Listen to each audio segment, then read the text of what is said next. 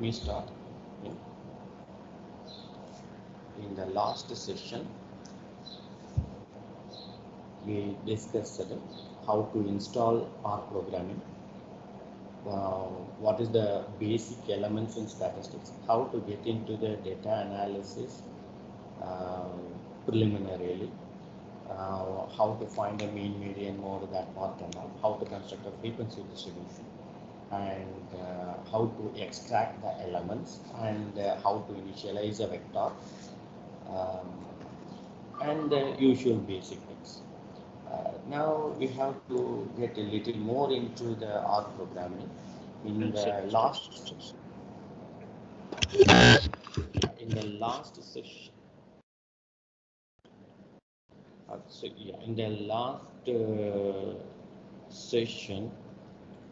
in the I'm sorry, here it is being right. Okay. We stopped with the frequency distribution, and we left with the OU diagram, and let me start with that, and then we will discuss a few parameters which are all give influences to that inferentials, and then the test of significance. Sorry for the interruption.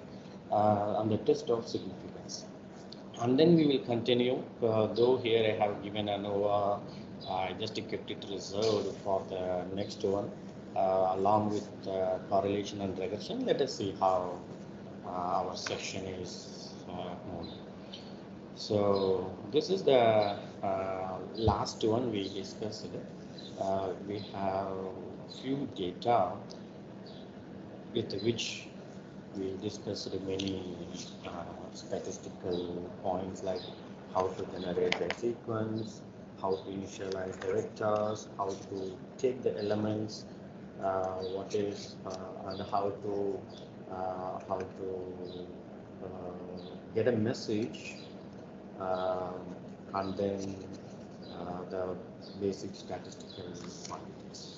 Now, so this is the one what we have. Let me copy it, and this is the R studio environment we work at it. So if you want to clear this, like say here that license and everything, this will be displayed every time whenever you are opening your studio. Here there is a brush, so you can click this button, or you can use Control L. So let me click this, and here also it's empty. There is here also it's a dash button, and here too it is. So you can, and let me open the R script. I pasted this. So let me run this. If you want to display your X, it is yes, run it, or usually the programmers will prefer print X, because even the non-programmer whoever reading our program should be able to understand. Hence it is. Okay. So this is the data, and just I printed. Now we are getting into the quantiles, that is how to split our data. That is in the objective. In the next class, we will be sharing a data file with you, from which we will be doing a minimal analysis, and whatever even we discussed in the last two, that is in 3/3/2022, and of course today, and a few what we are going to discuss in the next class also. These parts will be highly useful for you in your analysis. Okay, so let me get into that. Yeah, it is. So in the last class, we have seen if we want to sort our value, it is X. You can give decreasing equal to false, for example. So your data will be arranged in the let me run it again, because still it is showing that 189, which it is a typo error.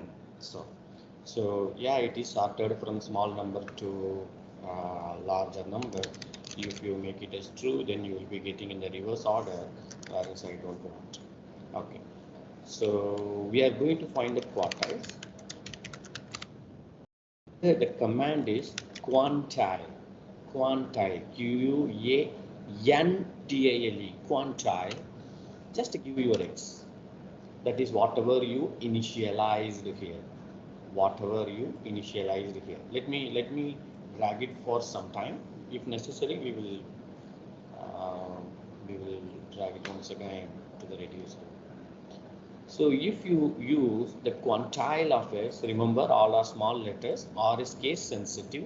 So we have to type everything in the small letters. Whenever necessary, we have to use the capital letters.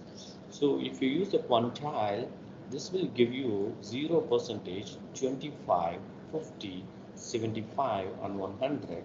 Of course, the 0% is the minimum one. The 100% is the maximum one. And this divides into 1 by 4th. So the 1 by 4th item is 14, and by 1 by 2, 50% of the items are below 16.5 and above 16.5, and 75% of the items are below 23, and 25% remaining are above 23 with a maximum cap of 31. So the quantiles divides the entire ratio into 4 equal parts, right? Equal parts. Entire data into 4 equal parts. Okay, so 25, 50, 75, and it is a final maximum. Now, you can get by using the same command, whatever we used the last time. Say, for example, I am giving you 1, then you will get the minimum value, and if we are giving 2, then we will get the next one, the 25%, and if we are giving 3, we will get the third element of the list. We will get the fourth element of the list, which is 75%. We are giving 5. I am copy pasting. Okay? If you are giving 5, we will get 100% of that is the maximum value. The maximum value. So now you have another formula to find your range. What is it? This one minus. So this is the one for your range. The range is 26, maximum minus minimum, right? And also it is a difficult one to see. This number is always, minimum one is always the first element in your sorted value. Whereas if you go for and let me take this up because anyhow I have to replace that. Yeah, it is 26. And here it will show 100% only, because that will be taking the maximum. That is, it is taking from the maximum. That is why it is taking 100%. No need to worry about that. We will be getting our range as 26.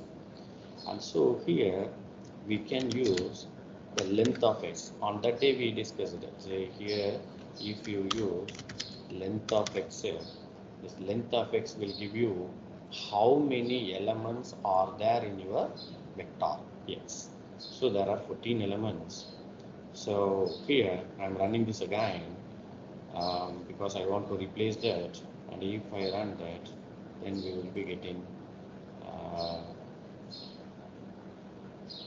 sort. Let me run it again. Yeah, it is. So let me run the command again. So now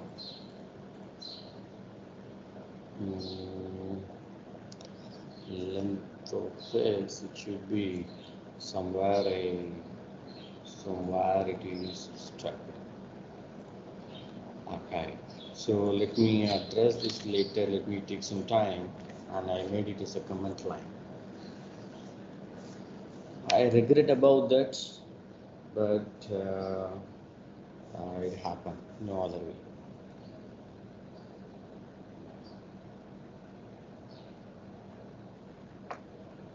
Okay. So Hello, contact. can I interrupt you? The sound is not clear. My sound is not clear. Okay. So is it okay now, or to Just increase I? little more. Okay, fine. Let me increase my voice. Yeah. Okay, fine. I just kept the mic near to my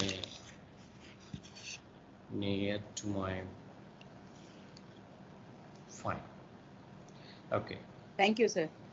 Okay, welcome.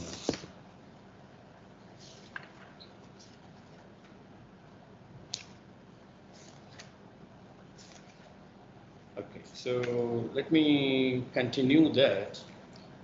So these quantile of x, if I have given that the probability is equal to uh, say for example 0.9, this will be giving us 28. Instead what I am giving 0.75. I am giving 0.75. So I am getting 23, where this 23 is the 75th percentile, the 75th value, that is Q1, Q2, Q3, right? It's 23. So that's the way it is working. So either it is a quantile or a decile, or even I can give you 0.10, and hence I'll be getting 6.5 as my 10th percentage value, where the 10th percentage is the decile, the first decile, the first decile. If I want the second decile value, I can make it as 20, that is 20. Then I will be getting the 10th percentile value. That sorry, third percentile value if I give 0.30. So if I want to give fourth percentile value, I can make it as 0.40, and it's going on. Assume that I want to calculate everything. That is, I want to calculate um, the deciles. I want to calculate all the deciles. Say, for example, D1, D2, D3, D4, all the deciles. So what I am giving, in the last session, we discussed the seek command. So let me start from 0, and 2 is equal to 1. By is equal to 0.1. So before doing this, let me run this part again. That is the seek from 0 to 1 with 0.1. Let me run it. We will be getting 0, 0.1, 0.2, 0.3, 0.4. Like that, you will be getting all the elements. So let me start from 0.1, so that I will be getting 10 numbers. Okay. Yeah, it is 0.1, 10 numbers. Now, if I run this, then I will get, see, 10%, 20%, 30%, 40%, 50%, means D1, D2, D3, D4, D5, and all the elements we can. So the quantile is the command which is not only for quartiles but also for deciles and percentiles. And to calculate, let me write it here. It is for deciles. So I want to calculate my percentiles. The calculation of the percentile is, um, let me take it from here. This is the quantile, and we are going for the percentile. we are going for the percentile, and in the percentile, assume that I want to have the 50th percentile, so I am making this probability as 0.50. This is 16.5, which is actually the Q2, the quantile 2, the second quantile, the second quantile.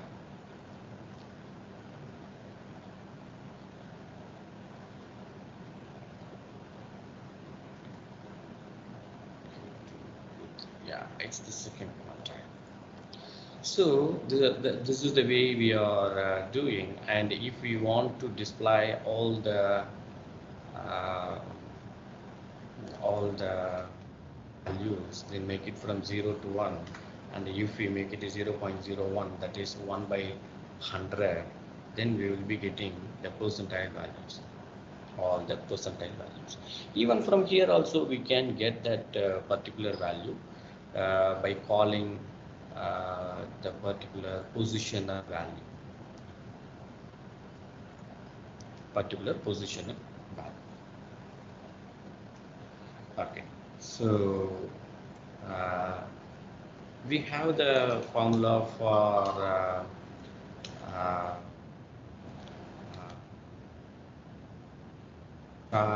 Z and interquartile range we have,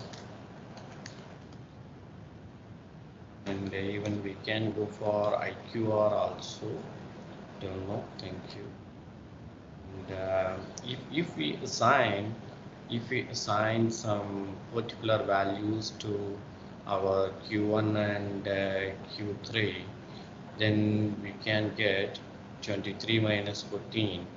Say for example, let me write it Q3, and let me write it as Q1.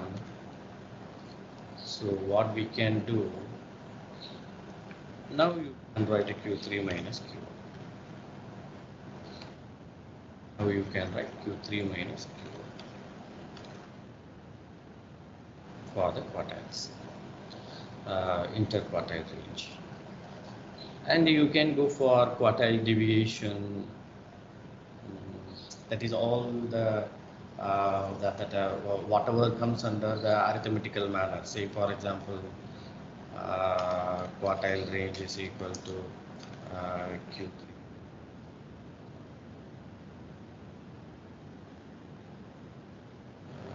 And then, so I'm sorry.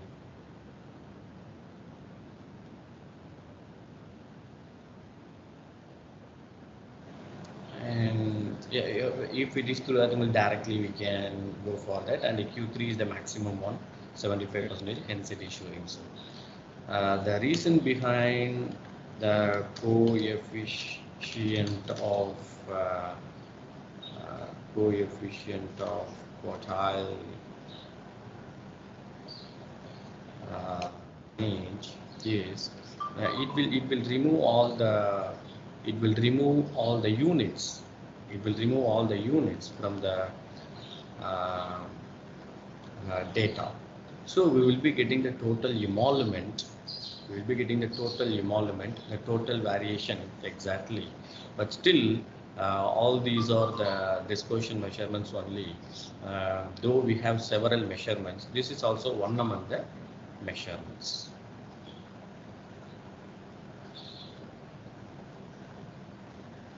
Okay, so Q1, Q2, Q3, yeah. Let me go for the outlier range because our objective is to plot the bar plot. So outlier range. In the outlier range, let me split it into two parts. Actually, we can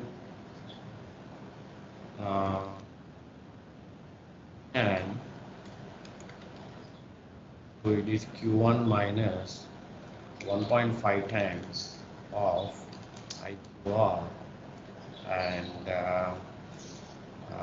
let me take the same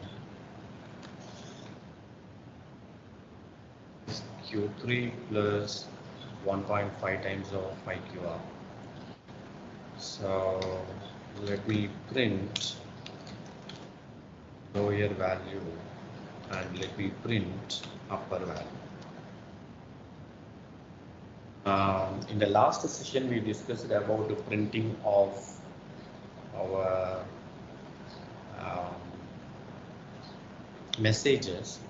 If we follow that message, then we can print this as a interval. Okay, so uh, let us get into the outlier range. This is 1.5. I used here. What is that? Yeah, I want to IQR. Yeah, IQR of X, right?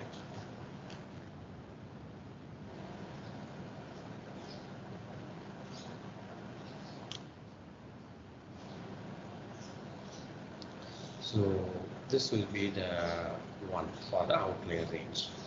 Whereas this is the lower outlier range and this is the upper outlier range. So whatever the value beyond this range will be called the outliers.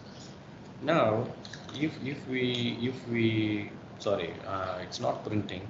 If we plot the box plot of our x, if we draw the box plot of our x, this will be giving us the Q1, which is in the lower line, and the Q2, which is the middlemost thickest line, and Q3, the top line of this box, and the deviations on the up and down is given by the dotted lines, and the maximum and the minimum values are also given by uh, the lines. So for example, what I'm doing now, let me change it to, let me change from 5 to -5, and let me sort it out and finally come back to the bar plot. Now you can see the -5. Now you can see the -5, and this -5 is the outlier, and this -5 is the outlier. The length of the box, the width of the box is equal to um, Q3 minus Q1, that is interquartile range. Based on this also, we can analyze the variation in the data. The variation in the data. This is the purpose of that outlier range. So we have to calculate it manually by using um, this 1.5 and 1.5 IQR, and here we have to use the first formula for the quartiles, and then we have to use that rule. Fine. So this is the way we calculated manually, and this is how we are doing it in the program. So box plot is the one which is used to give the deviation, the dispersion, especially the outliers for our data.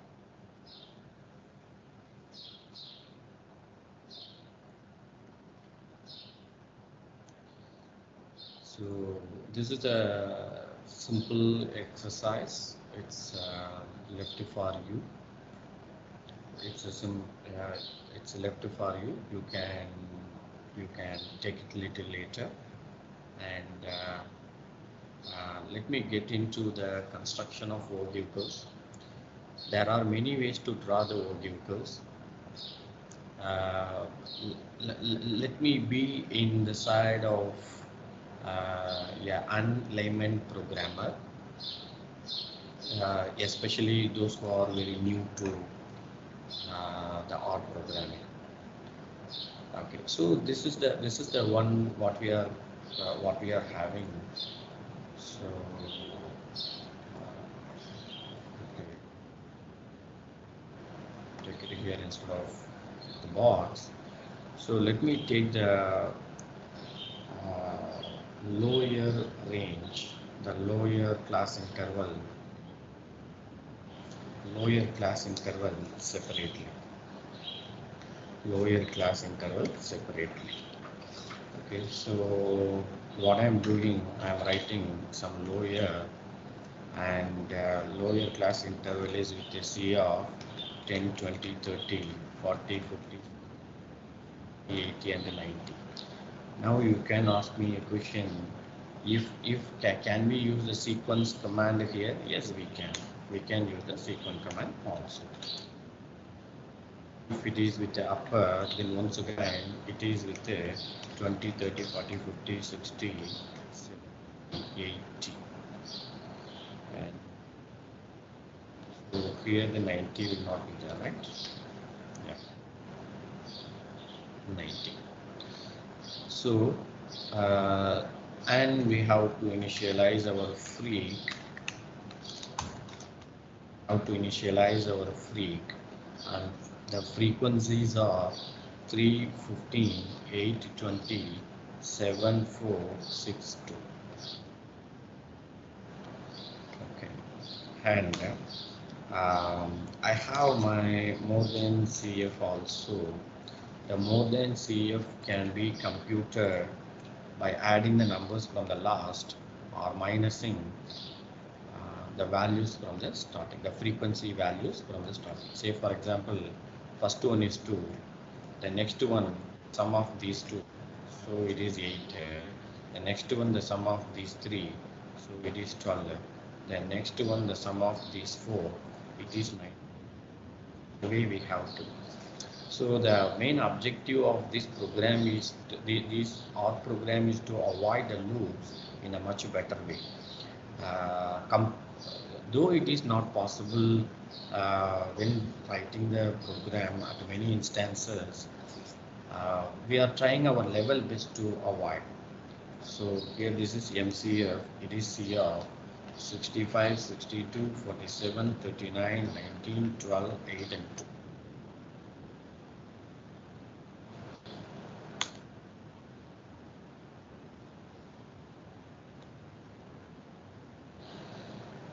So we initialized our value like lower, upper and frequency. So let us run this. So it is from the structure we could understand something. Yeah, it is. For the lower cumulative frequency, we have a function, but not for the upper frequency. Sum is the function. Sum is the function of my frequency. So now what I am doing, I am just printing my less than frequency and printing more than frequency.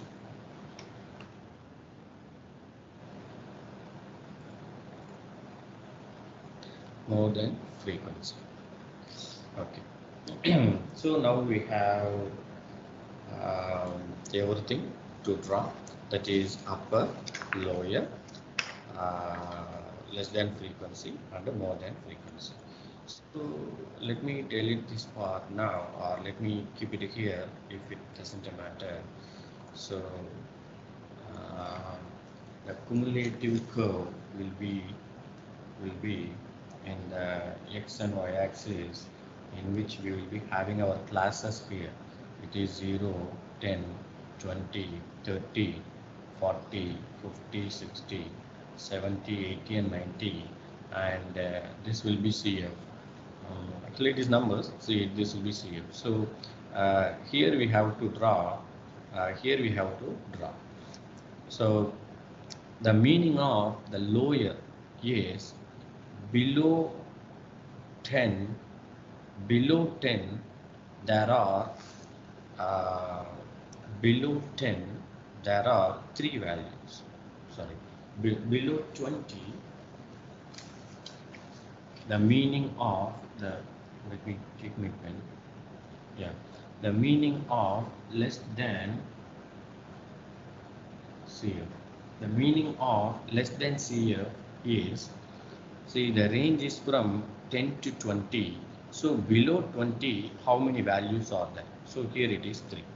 If I am writing 20 to 30, below 30, how many values are there? So below 30 means it will be from 10 to 30. If it will be from 10 to 30, we will get 18 values.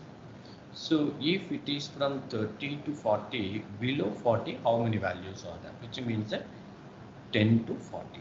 10 to 40 means, say for example, that is 3 plus 15 plus 8. So here this will start from, and it will go here, and if we go for the more than frequency, it may come like this, and this point will be the median. This point will be the median. So this is the way the Ogive curve works, and now we initialized our values.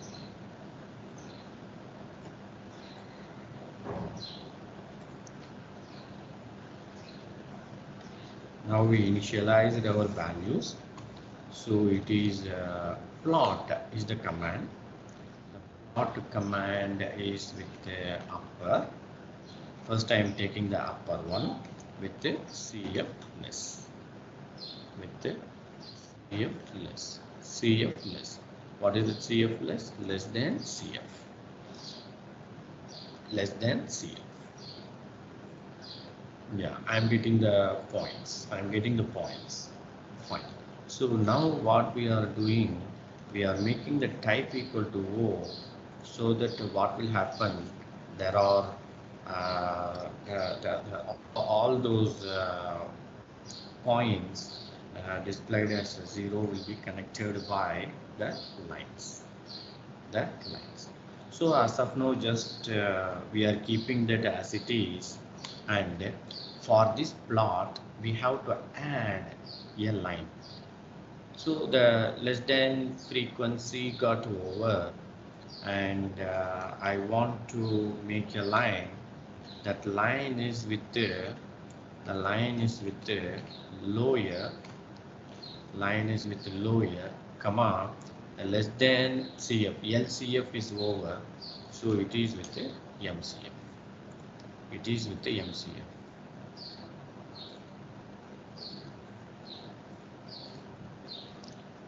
Lines is a command. Sorry, it's not line. Lines is a command. So here, once again, I am putting type equal to O. Type equal to O. And you can find some mismatch because I don't have the 10 over here. So I want to alter my graph slightly. Because since I use from the plot command only, we can add the lines, so that the plot command is with the upper, whereas this upper starts with 20, and hence the x-axis started from 20. So that's the issue. We have to address that issue by having x limit. We can set our x limit, say for example 0 to 95.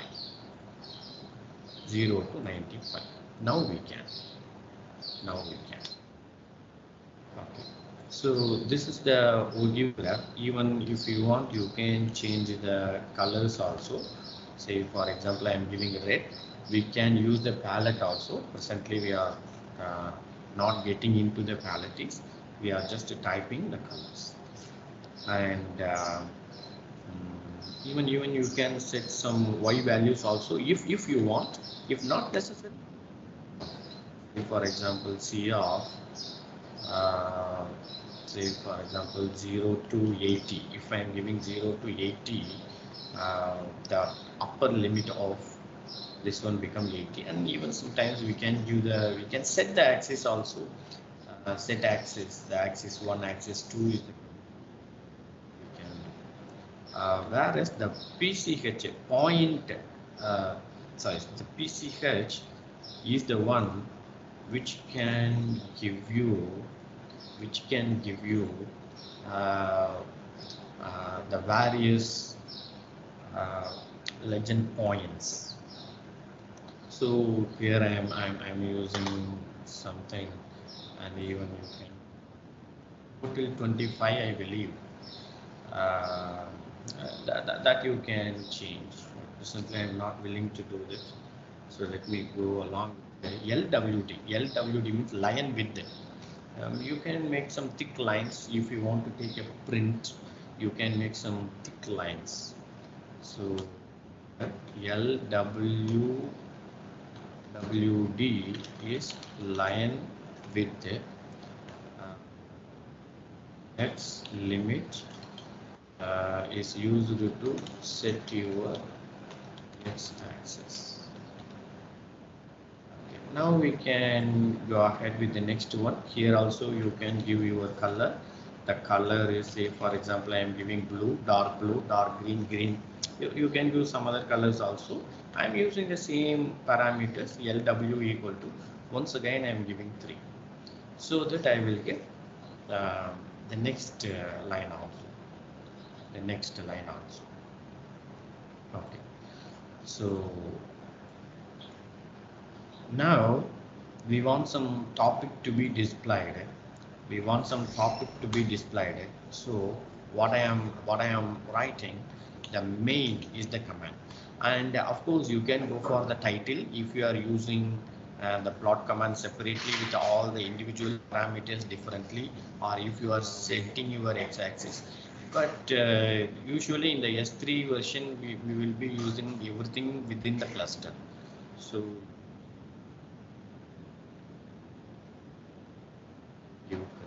so here it is.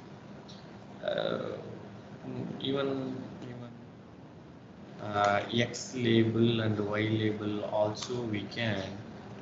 Let me make it down. Otherwise, X label classes. Yes, classes. Y label is equal to, say for example, cumulative frequencies. Simply cumulative frequencies. That and all you can set. Okay. Now I want to find a particular point on the graph. Say for example, here this is median. I am interested to find the median. Say for example, here it is median. You can find any point in the graph, any point or points in the graph. The command for that one is locator. The command for that one is locator. How many locators you want? I want one locator. I am going to find only one point. I am going to find only one point. So I want to find that point exactly. So I just make my graph little big, and I'm running this command, and again you can see there is a stop button, interrupt R, which means that R is waiting for your response. R is waiting for your response. This now we have to give some command to R. So what I am doing, I'm moving my cursor within the plot, and I'm clicking exactly the point what I want. So from here we will be getting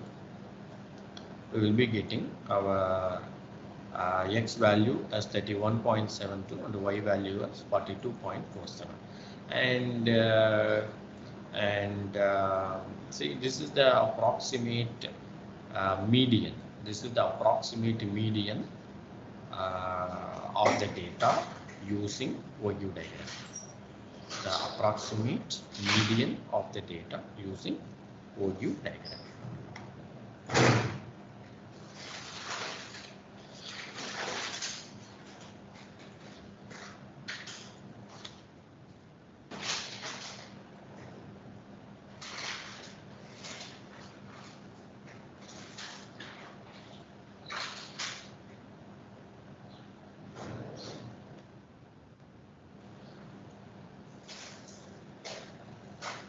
Okay.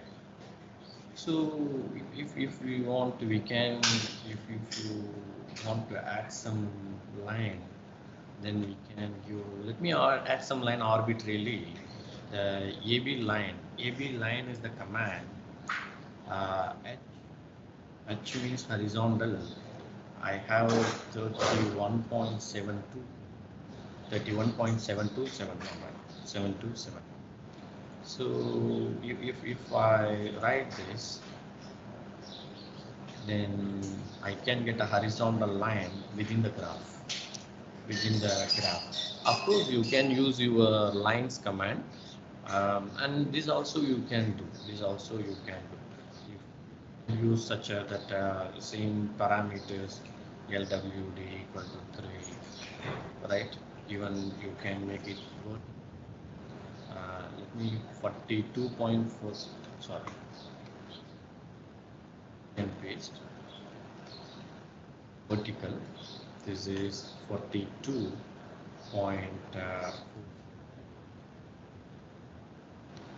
And so this one. So there is a slight deviation in the graph where I clicked and where the line is giving. So I have not clicked properly, it seems. Uh,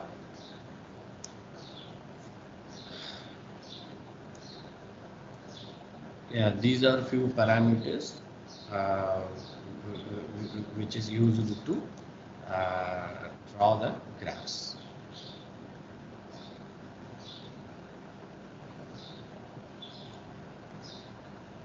So this is a similar example to you, sorry, exercise, and here too.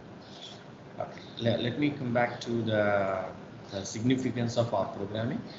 Uh, these are some commands, programs to print hello world. Of course, thanks to the websites. It is in C, and the second one is from C++, third one is from Java, and fourth one is from Fortran. Though I don't have much familiarity with the Fortran and Java, I don't have any familiarity with it thanks to internet. Uh, but whereas in art, the printing of that hello world is very easy.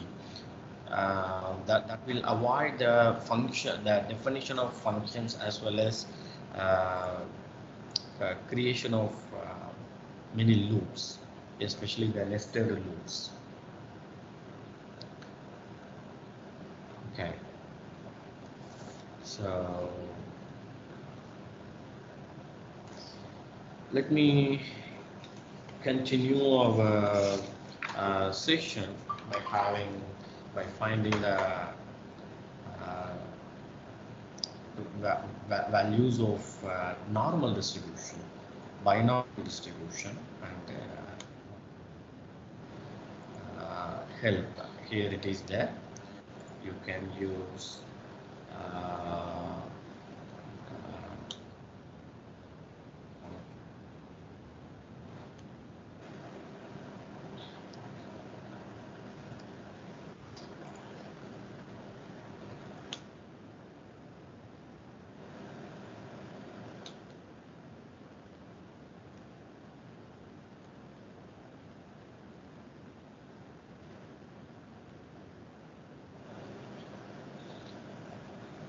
okay. So here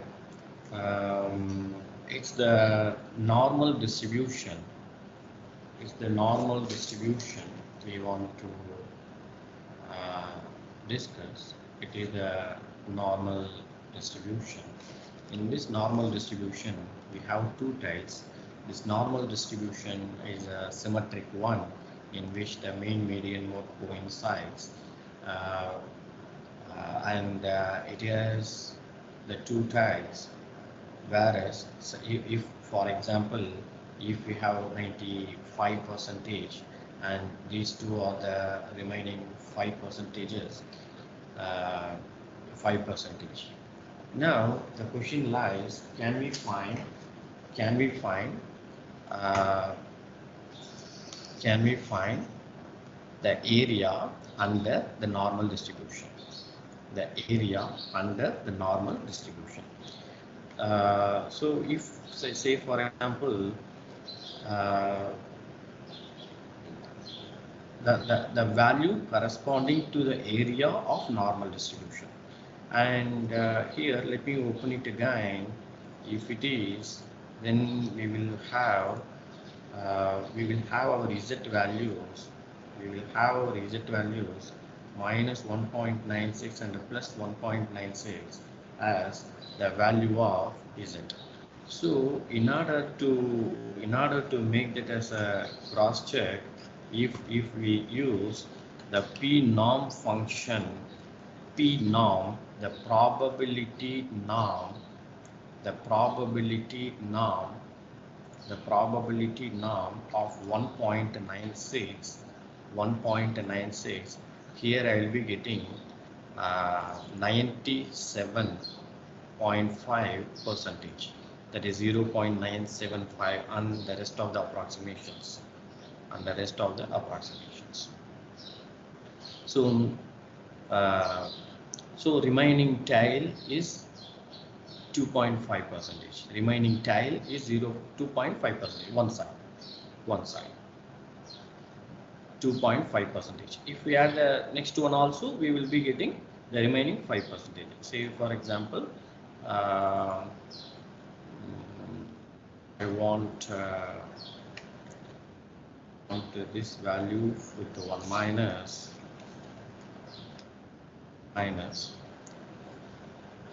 So it is 0.02499, around 0.025, and there are two tails, so I want to multiply that with the 2, so it is 0.04999, that is 0.05, in which we will be moving that to the p-values.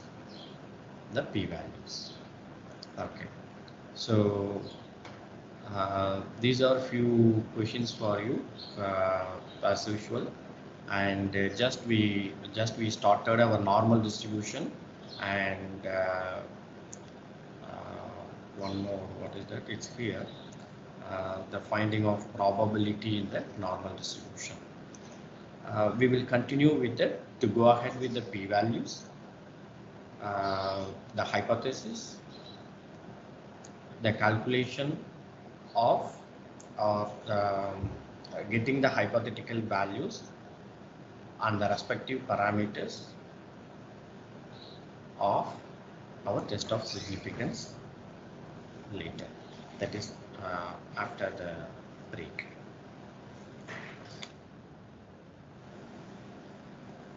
Now even here, this is want to get into that distribution.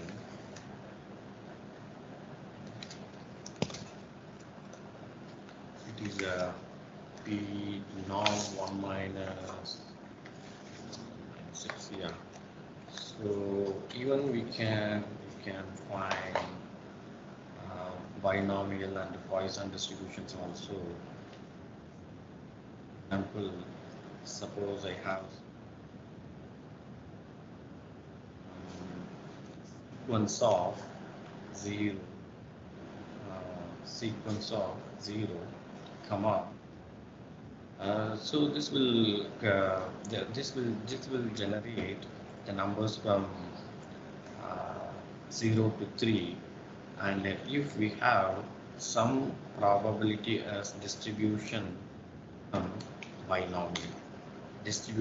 binomial, for what we have to find for y, and I want to find 3 values with the probability of 0.5, so these 3 are the probabilities. Say we used to discuss the coin tossing problem in the probability. Usually 3 coins are tossed like that. So if it is 3 coins, it is from 0, 1, 2, 3, and there are 3 possibilities with the probability of 0.5 for head and tail. So on such a situation, then we can use this binomial, and even we can go for p binom function x comma 3 5 0.5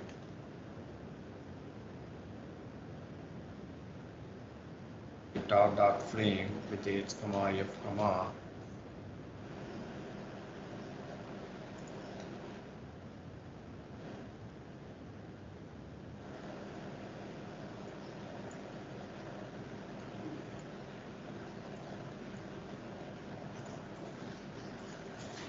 It's random. Come on, differ from number of rows 14 and 4. I regret for this. Let me resolve it in the break, and I will continue with this after the break. Let me start once again by level 1. Continue the next. Let me continue the next. Yeah, here it is. It is sequence of 0, 3 with this y, and yeah, it is here. I got my values.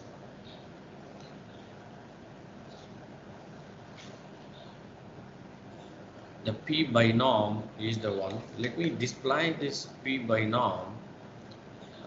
So here I have that issue.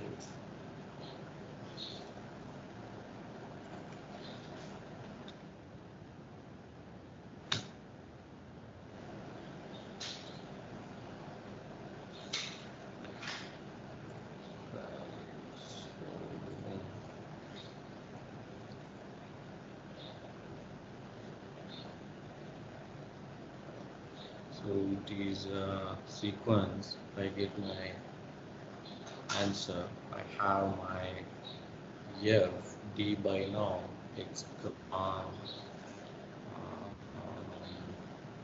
3, 0.5. It is a k. Yeah, I got my frequency, and CF is x comma 3, 0.5. I should get my answer, but I have not. So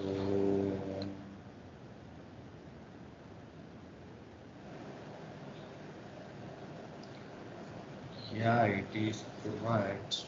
It is my, yeah, now I am getting my answer. Fine.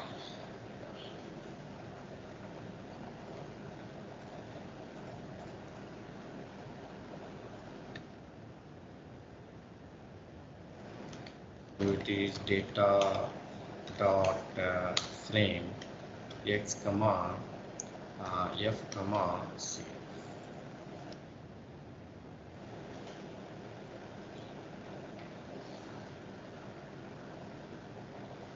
And the issue here is white. Yeah. Since I used that x and y interchangeably, I was not getting my answer. Now I got. Yeah. So yeah, this is the way we can create our distribution, and we are in the normal one. So we have to get into the p values. Yeah. Okay. As we know, we have a population of data from which we will be taking a sample. We have to do the works for our sample. Based on that, we will be getting some sort of inferences for our sample. So I'm giving the essence of the central limit theorem. The central limit theorem states that irrespective of the distribution of your population, if you have taken the sample size as the largest sample size, then these become identical. And usually there is a we call it as a set point, but it is not actually so. If it is n is greater than or equal to 30, we call it as a large sample, and if it is n is less than 30, we call it as small samples. So that is the reason, if you are repeatedly doing your even the t-test, understand the t-test can be used for the larger samples also. if that perfectly knows that distribution. So now, see here we talk about the distribution, and then now we want to move to the hypothesis. Now we want to move to the hypothesis. See, the hypothesis is a statement to be checked. The hypothesis is a statement to be checked. Say, for example, uh, this workshop uh, gives me some sort of knowledge. Uh, that's the hypothesis, and we can say there is no difference between the earlier one. That is the statement to be checked.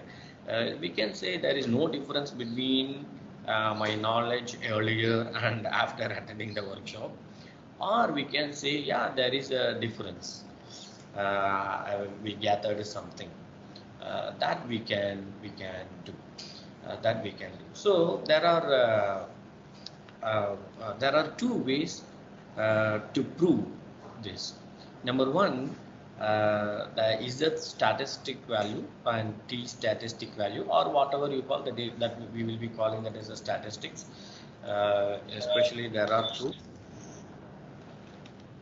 One is population and another one is statistic. The population has mean, variance, standard deviation, and statistic is also having its own mean, variance, and standard deviation. There are two ways. One is by having the concrete rule, and the second one is by using the p-value technique. The p-value technique. Usually these softwares used to have the p-value technique.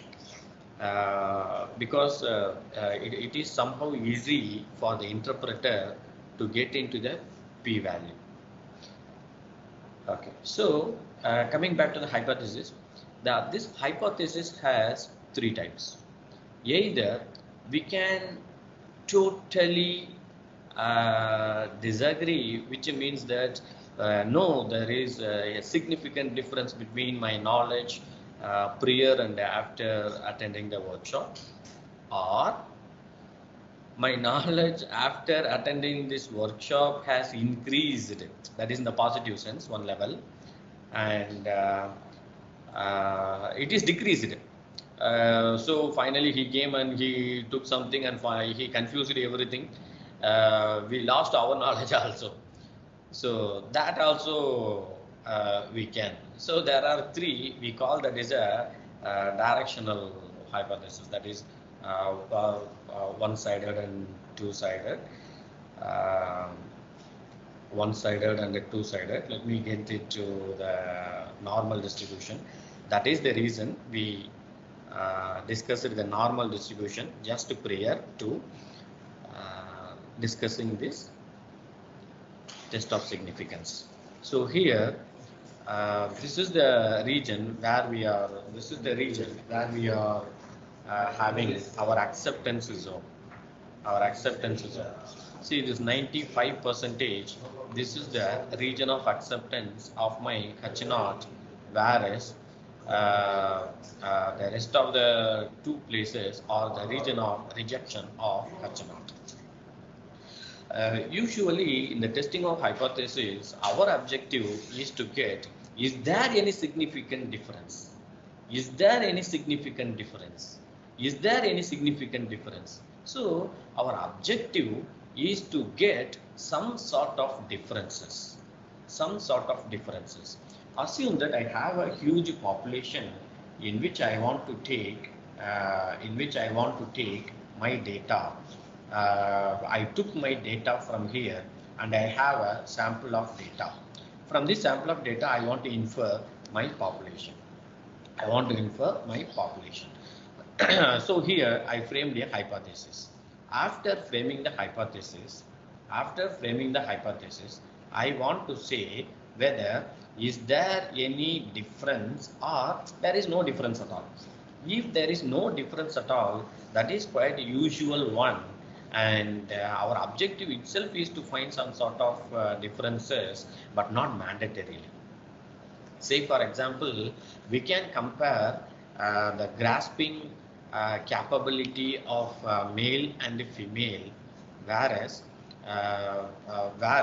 though our objective is to find is there any significant difference between the males and females in the grasping capability, but there may not be any difference also. If the results are non-significant in manner, we have to write that as it is without writing any over commenting on our insignificant values. This is this is 95 percentage, and we left with the remaining 5 percentage over here, and that is divided into 2.5 and 2.5, and actually it is for 5 percentage for the one sided and 2.5 for the two-sided value. So this much region we are accepting, and our objective, our region of interest is actually in the last two. Now, let us discuss the one-tail and two-tail test. Of course, it's purely depending on the researcher who is taking that problem. Assume that an investor wishes to test whether there is a daily return of the stock is greater than 3%. Since it involves stocks, it can be lesser also. So it can be one-tailed test. Usually, what is our objective? We are investing some money, and our objective is to get or to know, is there any increase in my amount? Is there any increase in my amount? That is the region of interest. Okay. So what is the null hypothesis? No. There is no difference. Null hypothesis always says there is no difference. What is the difference between you and me? No difference. What is the difference between male and female? No difference. What is the difference between student and teacher? No difference. All are human. So everything, there is no difference. Whereas the alternate hypothesis says no, there is a strong difference. Okay. So this is the way. And if our objective is to get the difference is enough, then we will go for the two-tailed test. For example, I was talking about the gender biasness in the grasping of knowledge. If your interest is there is a significant difference between male and female, then it is enough to go for the two-tailed test. If you want to prove the male are having more grasping power than female, and on the other hand, then we have to go for the one-tailed test. Okay, so this is one of the one. Thanks to QMath for giving me this picture. Of course, we can generate here, but due to lacking of time, it's not. Okay, so once again, this is the p-value. The actual meaning of p-value is the test statistics is less than or equal to the true test statistics is less than or equal to the specified one. The next one is important. Given that the H0 is true, that becomes the CDF of your test statistics, and that's the calculation for that your p-value also. And here we already calculated the p-value using the normal distribution. Just now we have seen. But anyhow, when we are doing the test of significance, it is not necessary to calculate the p-value, as this will give us directly. Okay, so this is actually the conditional probability between that, and here it is assumed that H0 is true. In fact, in statistics, many the formulas what we have in the testing of hypothesis for is it test or t-test or whatever it is, This is purely based on the assumption that the H naught is true. The H naught is true, and our interest is fine. Is there any strong difference? Is there any strong difference? So there is a set point for the p-value. It is actually the set point, as we already set 95% and 5%. So if it is for the 95%, if the p-value is less than 0.05, we can say the null hypothesis is rejected as the value become in this place, because 95% is accepted, right? And if it is greater than 0.05, then the value become in this place, and we will write, this is important, we will write fails to reject, the fails to reject, which means that if there is no difference, if we are unable to find any difference, it doesn't mean that there is no difference in the population. There is no difference in the population. Usually we will not write, we will write null hypothesis rejected, but we will not write null hypothesis is accepted. Actually we have to write fails to reject, fails to reject. Here actually the meaning is, suppose I am giving you two pictures to find the difference, and we are unable to find any difference. It doesn't mean that those two actual pictures are same. We are unable to find the difference. That is what the interpretation. That is what the interpretation of greater than 0.05. 0.05. Okay. So the p-value calculation is, see, suppose we are getting our p-value as 0.62. This 0.62 has the p-value at a 5% level, 0.05, and this 0.6 is greater than this, and hence we fail to reject our null hypothesis. If it is 0.128, say for example, and at a 5% level we have 0.05, and at 0.05 we reject the null hypothesis because it is the lesser one, the p-value, that's the lesser one. Okay, and this is the actual calculation of p-value manually. If there are 20 plans and they want to conduct, they have to check something with arithmetic mean and a standard deviation, with a 0.05 alpha level, then it is mu equal to 15 is the null hypothesis, mu not equal to 15 is the alternate hypothesis, and we will be using our rule to get some answer. Whereas as it is normally distributed, both the sides are symmetric, we can follow the positive sign with the 1.49 with the 19 degrees of freedom, whereas the total number of items are 20. Degrees of freedom is n minus 1, 19. Get back to your T distribution table, and the red color one in the first one, 1.328, 1.729. These two are the values. The 1.49 is in between 1.32, 1.72, 1.72. We have to find the p-value, not the area under the tile. So we are going to the alpha level, significance level, that is between 0.1 and 0.05. So take the average of those two, 0.1 and 0.05, that becomes 0.075, but I want that two tails, so it is 2 times, so it becomes 0.15.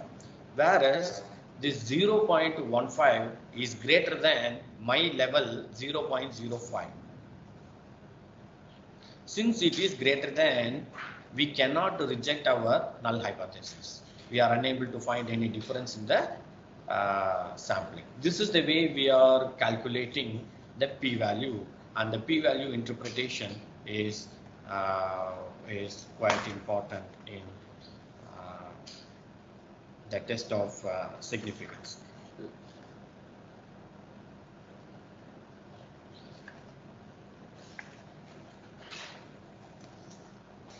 So now let us find a t-test. Find a t-test between two. I want to take some numbers. So instead of taking some numbers, what I am doing, I am taking some random values from normal distribution. So I am taking my x value as x norm 10. So if you want to see my values, you can see over here. And now I am going for my y. My y is also from the normal distribution with 10. So I got two objects, variables x and y, from the normal distribution with 10 values. Now I want to find the t-test. It is quite easy here. The command is t.test. So this is x comma y. So t.test of x comma y, and hence I will be getting this answer. So this is x and y.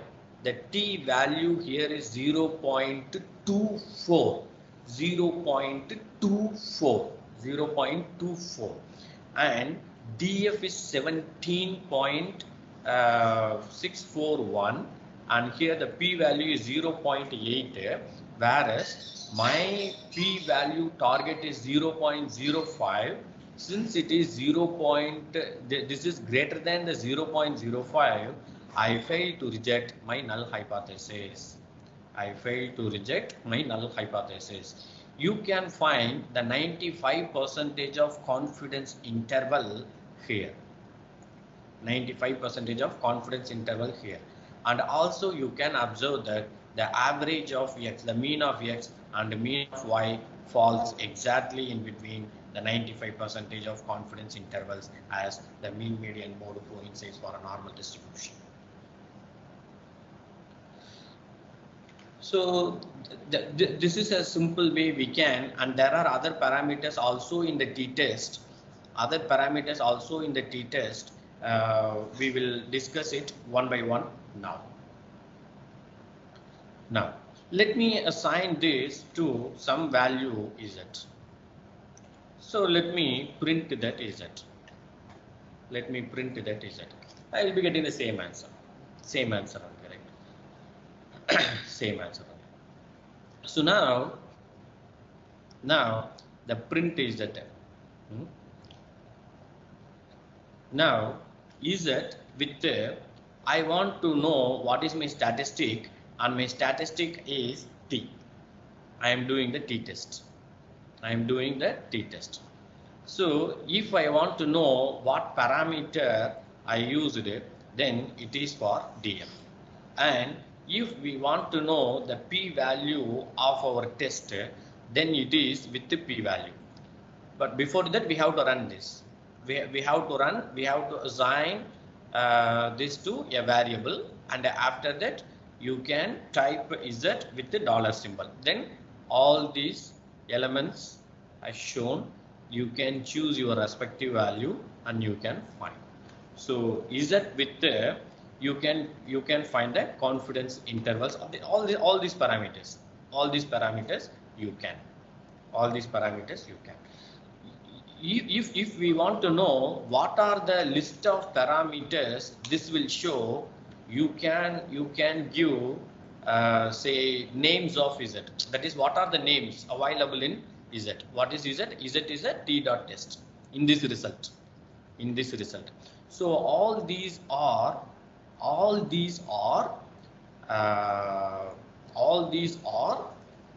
the values given by the R programming as a result, and from this we want to write our solution. So what is our solution here? Say for example, here the p value is 0.8. This is greater than, actually much greater than 0.05, and hence we fail to reject our null hypothesis. Failed to reject our null hypothesis. Okay.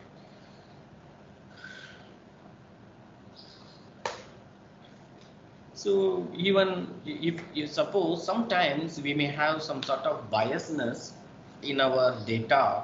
See here I have taken my x and y as x norm and y norm. Sorry, from the normal distribution from R norm, right? From R norm I have taken. If you have the data, you can choose your x and y here.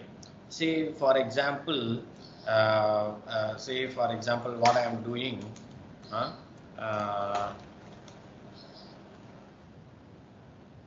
I'm writing some x1 with C of 1, 2, 3, 4, 5, 6, 7, sorry, 4, 5, enough, right? And x2 is with, let me start from 11, 12, 13, 14, 15, and I want to find the t-test. So it is t dot test. This is x1, comma x2. This is x1, comma x2. So if we run this x1 and x2 along with that t-test value, then we will be getting our t-test solution. See here, this is x1 and x2 value with the t value with the degrees of freedom 8, 5 plus 5 minus 2, and the p value is 8.488 power minus 06, which is 0.00000, which is less than 0.05, which is less than 0.05, then we can say there is a significant difference between my data. There is a significant difference in my data. See here, it is 1, 2, 3, 4, 5. Here it is from 11 to 15, and with the 95% of confidence interval, I have my values here, whereas here I have my mean value of 3 and 13. 3 and 13. Now, let me get back to the next level of t-test. Suppose there is a researcher, and that researcher wants to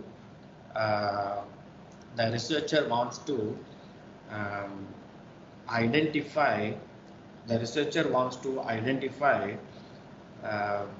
so if whether the salaries of some part-time workers in a particular company or a particular group of companies is less than 60 OMR. So he has taken a random sample. He has taken a random sample with say, let me get back to that.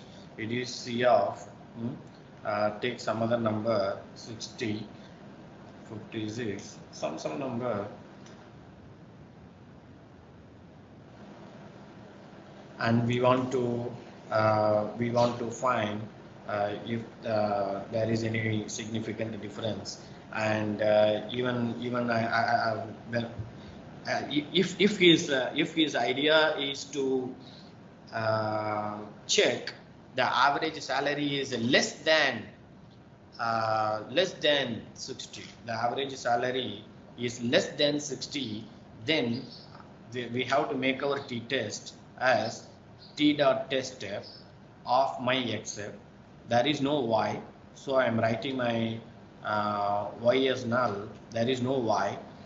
I have my alternative. What is the alternative? We have one side that is less than or greater than. I told you it is for less than, so here I mentioned as less than, and I want to check whether it is less than $60 or 60 OMR. Then I put a mu. Mu is the population variance, that is 60. That is 60, and I want to make my confidence interval as 0.95. Let's run this, and we are getting this answer.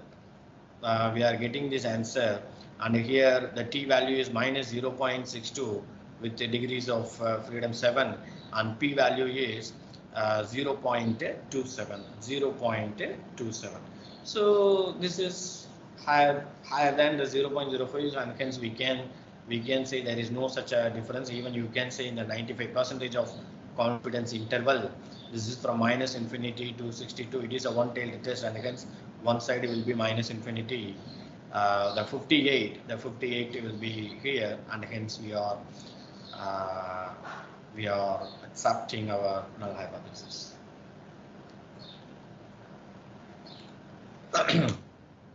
And even you can go ahead with greater. You can go ahead with the greater. All will be same, but here you will get infinity because it is in the greater side, right? So greater side, the last one will be the infinity.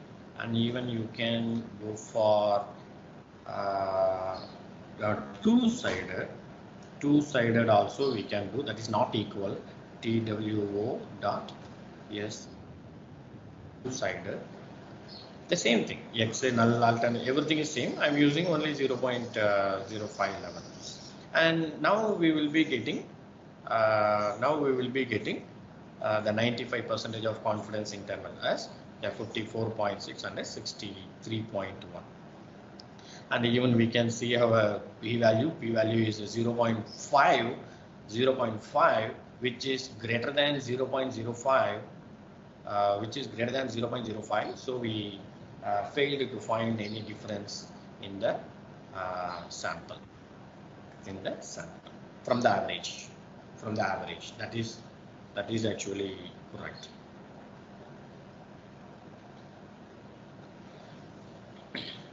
Okay, now this is from the one sample.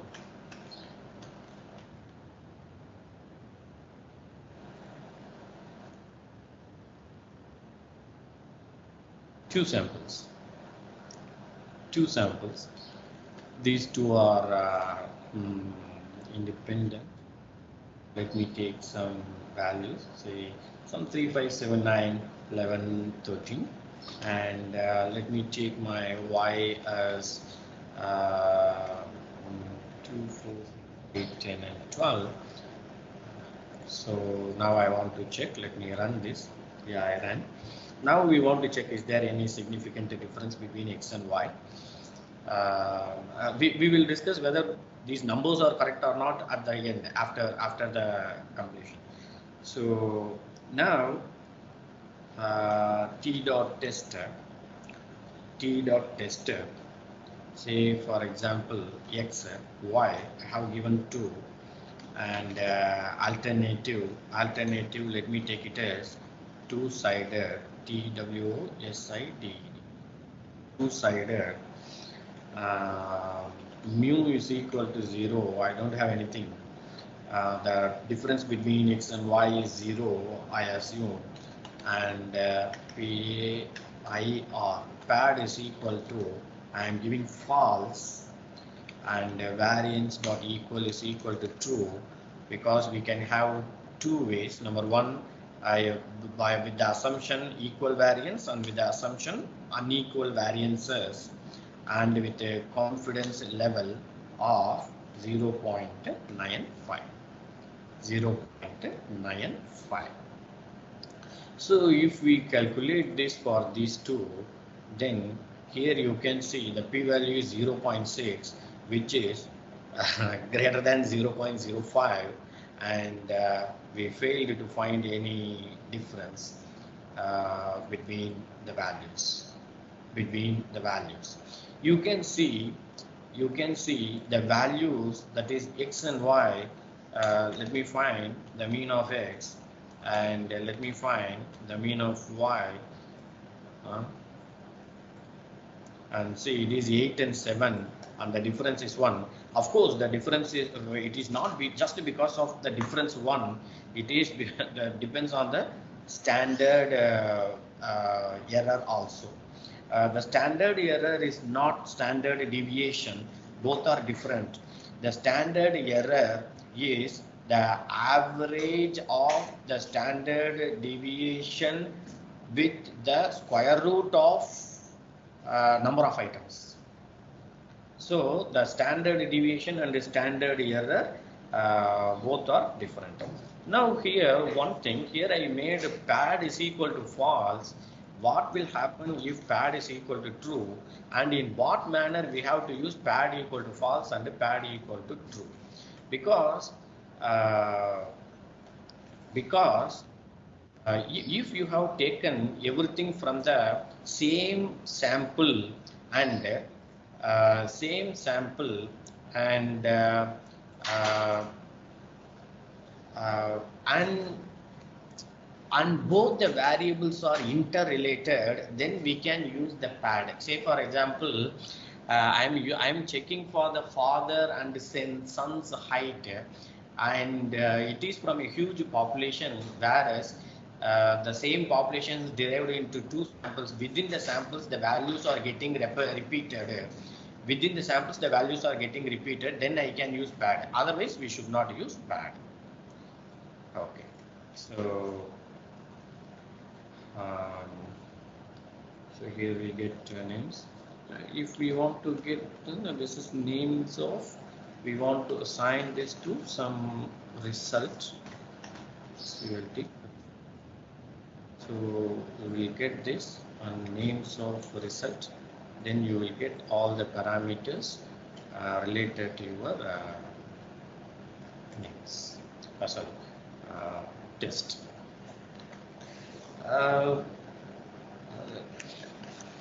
Okay, fine. So this is the one what we want to discuss here, and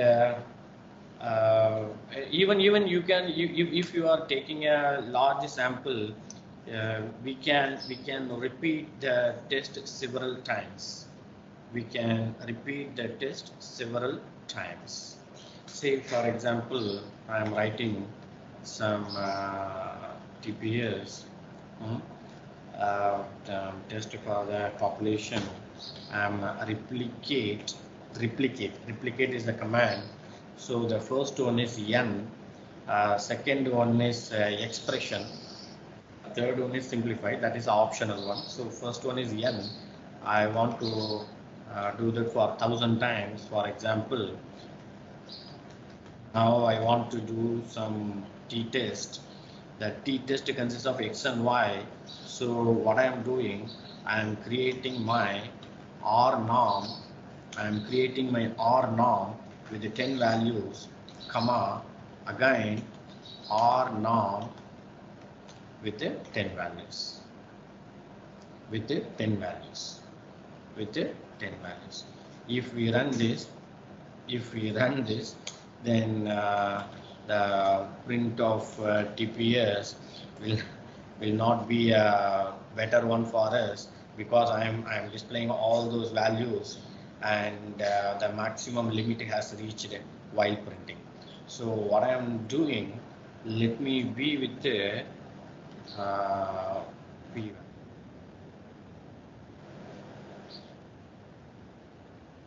Come on. Yeah. Of course, I'm getting all these, and we can get into that. This is QQ plot. Q plot of my TPS, comma, run if is the command with 1000 times. Of course, that's not much necessary, but we can do this. This QQ plot we discussed at the start of this talk. So this changes your normal distribution into a straight line one, and the straight line over here, if all your values coincide with the middle straight line, which means that your distribution is normally distributed. And from here also you can find the variations. You can find the variations of your data from the normal distribution. So even you can write your AB line command we discussed, right? So AB line Also we try to draw. Yeah, it is the one. Can we check with the LWD? Is it working? No. Shall we check with the color? Color is equal to some red color. Yeah. Yes. So if that coincides with the diagonal line, then we can say the data is normal. Even it doesn't matter if it goes beyond and below also. And we can say the data is approximately normal. The data is approximately normal. So in order to assess that from the normal distribution, we have two other measurements. I'm sorry for my drawing.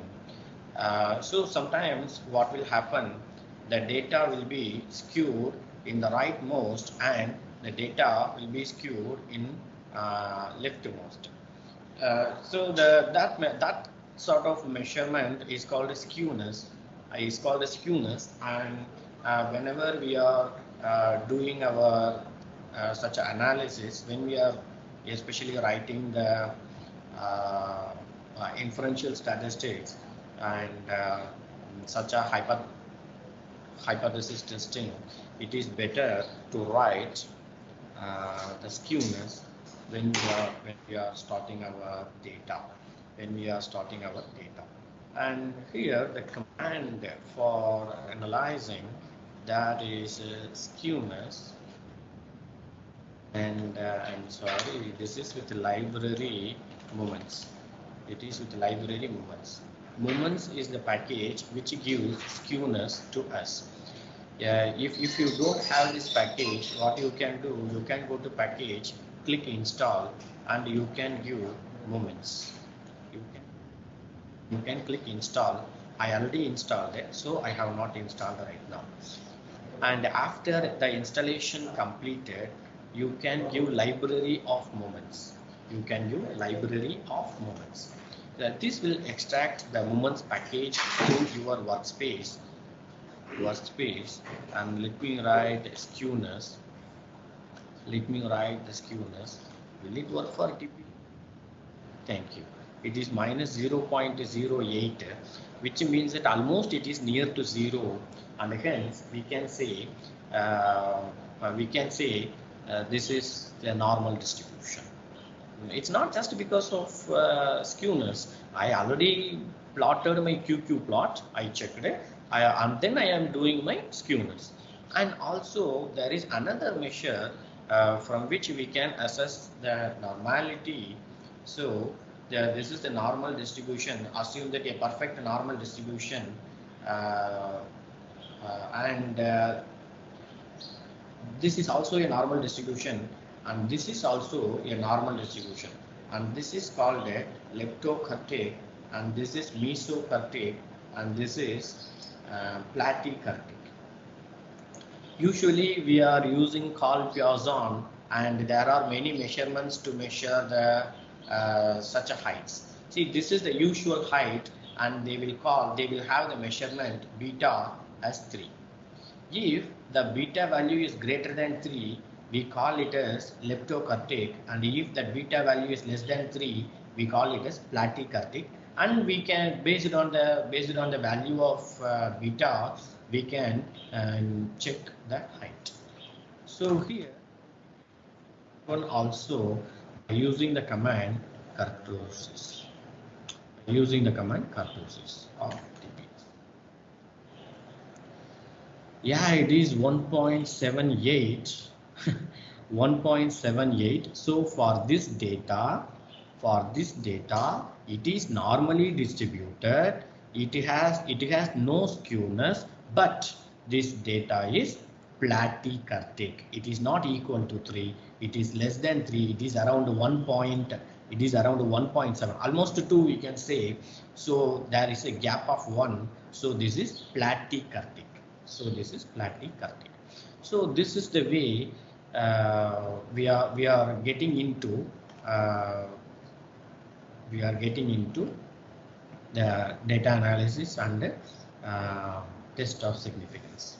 Now Why we are more concentrating in the normal distribution? Because the because all these parametric tests have the assumption of the normality, say the Z test and the T test. For the Z test, you can use that significant test directly, and even you can use the rule also directly. It doesn't matter. But for all these, the data should be normal.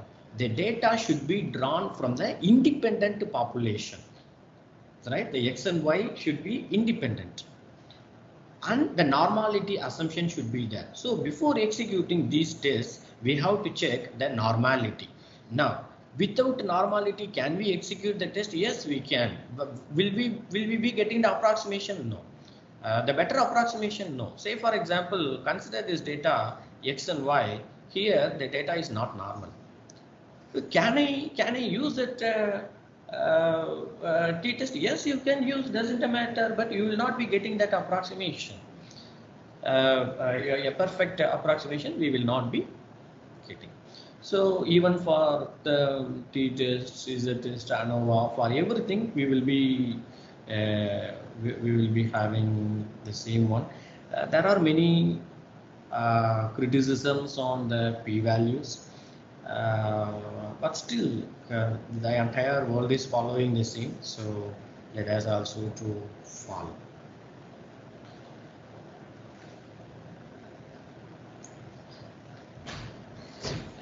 Yes, earlier I told you the p-value is based on the conditional probability, and provided the H0 is true and the H0 may be false also. So on that places we will be getting true positives and false negatives. That become the type 1 and the type 2 error. That become the type 1 and the type 2 error, and the objective is to minimize the error.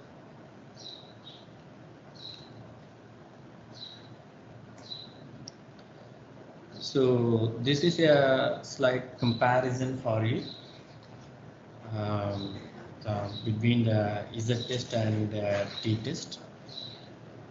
If the sample size is greater than 30, then we can go ahead with the Z test or even T test also, because they are based on the central limit theorem. If we are getting the larger sample as n tends to infinity, everything becomes the normal, everything comes under the normal distribution, and hence we can follow it.